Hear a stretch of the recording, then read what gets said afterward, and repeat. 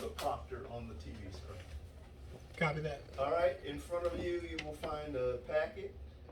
As instructed, you will go over your packet and you will review the situation, and then you will actively proceed as how you would respond as if you are a responding lieutenant. Okay. Okay? All right. You have 9 minutes in this scenario. Once this scenario completes, you have an additional 4 minutes for the second scenario. Okay. Do you have any questions? No. All right. You may begin.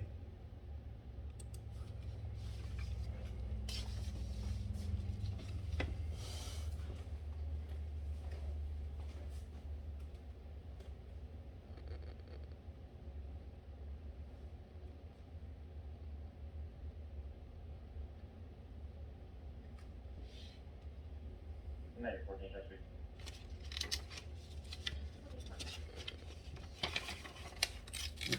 Transportation 0.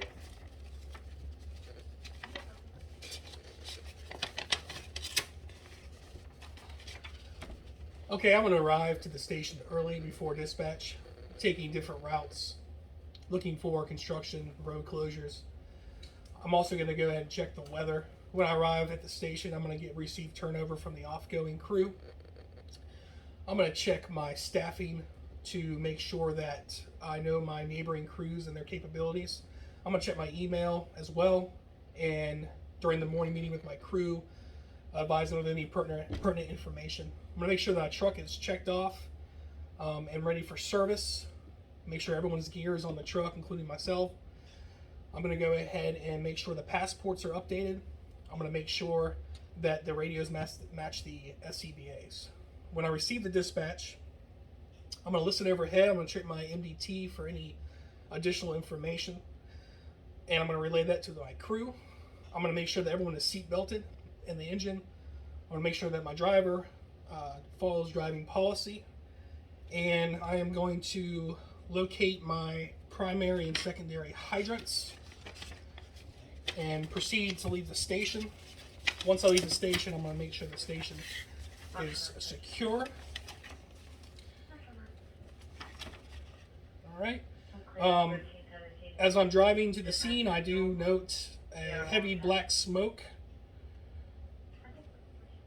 and I'm going to advise everyone over air, and I'm also going to respond on the proper TAP channel that we were dispatched on.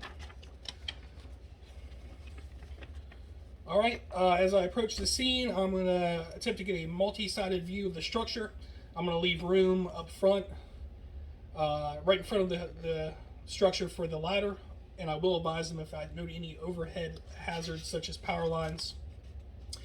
I'm going to evaluate for any rescue that's needed. Go ahead and get a game plan going with my crew for attack. Ensure that everyone gets off the truck in full PPE CBAs with their ticks, flashlights, and tools needed for forcible entry and hose line. So I arrive on scene. I note a small 2-story residential structure. I have heavy smoke showing from the alpha side. We're going to be in an offensive strategy. Engine 12 is going to be stretching a 1 3/4 hand line for fire attack and primary search. We're going to be in command, and I'm also going to name my command.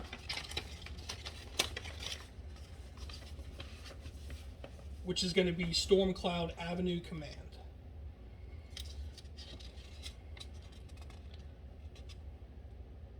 I'm going to be out performing a 360, and I'm going to actually lay in to this residence. So we're going to secure our own water supply. While I'm out doing my 360, I'm going to look for any hazards. I'm going to look for any power lines coming to the house. I'm going to also look for any utilities and note where they're located. As I'm going around, I see side Bravo. It's clear. Side Charlie is clear. And Delta, I do notice a electrical panel box on the exterior of the structure. We're gonna go ahead. We're gonna get off the truck. I'm gonna meet up with my crew.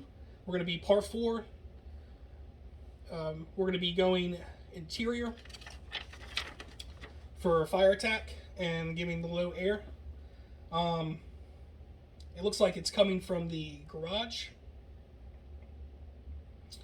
My second engine in, I'm going to instruct them to go ahead and pull a hand line and assist with fire attack. I'm going to ensure that my GO has 3 hand lines on the ground. I don't want to open the garage because I'm afraid that it's going to let the fire breathe. So we're going to go interior and to the garage through the house and go ahead and attack the fire. My third engine in is going to be on deck. They're going to go ahead and complete the on-deck checklist. They're going to soften the structure as needed. They can throw ladders as well. My ladder crew, I'm going to instruct them to secure utilities and also complete primary search. I'm going to say now that we have water on the fire. We have the fire under control. My ladder crew is also going to go ahead and start setting up for ventilation when the time is right. My rescue is going to arrive on scene, and their driver's going to stay and fill bottles up, and I'm going to assign them to salvage and overhaul. Notify that primary search is all clear. My FMO is going to do accountability, and my BC is going to take command when he arrives. I am going to give him a CAN report when he was delayed. So now we have the fire out. We're going to mark the fire out. We're going to also have the rehab respond. We didn't find any victims. Everyone was evacuated from the structure. The residents evacuated from the structure. We're going to ensure that all crews rehab. We're going to make sure that we decon all gear and tools. We're going to have a hot wash and discuss tactics, what went right, what went wrong with the fire. We're going to issue the after the fire booklet to the family. We're going to contact the Red Cross if needed.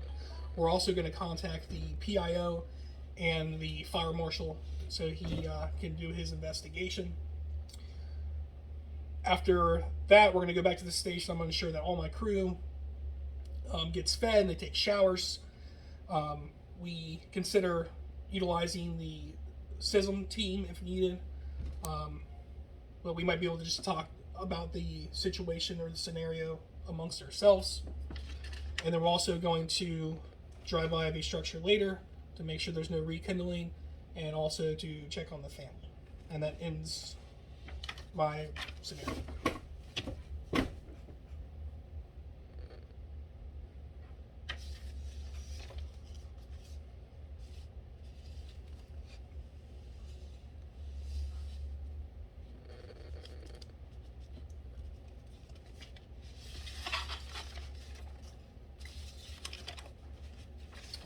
So I want to clarify, also going to be using Class A foam on the scenario when attacking the fire. I did say my primary search was complete. My secondary search was complete. Water was on the fire under control, fire's out. Salvage and overhaul, check for extension, all that was complete.